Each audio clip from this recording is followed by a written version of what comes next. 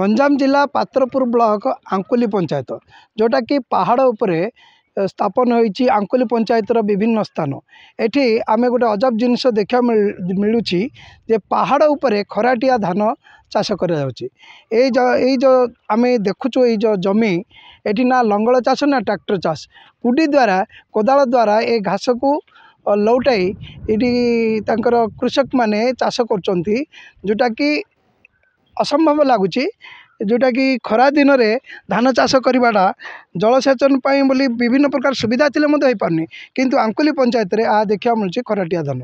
ये खराटिया धान केमी हुए आमी अमल करा जाए आसतु स्थानीय कृषक मान पचारि बुझा। आम ना हूँ तित्री सिंगी आंकुली गाँटा हूँ तित्री सिंगी मोर ना हूँ हती पात्र।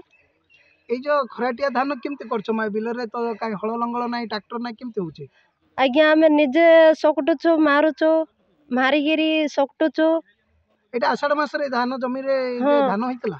हां होउची वर्तमान आउतरे खराटिया धान होचो। हां ए जो धानडा लगोचंदी ए धानर ना कोन ललाट ललाट खाया पे सुविधा अछि धान। हां खाइबा पे सुविधा। जमी रे खत पीडिया कोन पकोचंदी नाय सार किछि पडुनी।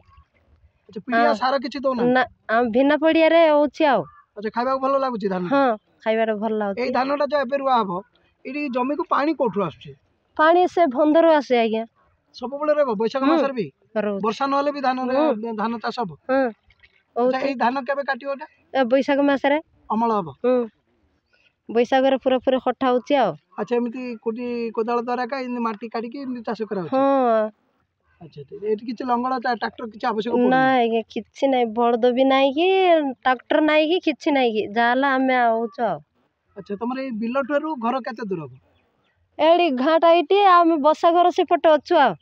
सेंती भागे जो जलसेचित रोचे से ही जमी गुटाक खराटिया धान हवाटा गंजाम जिले में प्राय क्वचित देखा मिलता बेले आंकुली पंचायत रे पहाड़ उपरे ए खराटिया चाष देखिकी चाषी माने शिक्षण आवश्यक जोटा कि बिना सार रे ये धान होची यही धान खाइले बहुत यही धानर चाउल खाइले बहुत देहपाई उपकारी यहाँ स्थानीय कृषक माने कहते।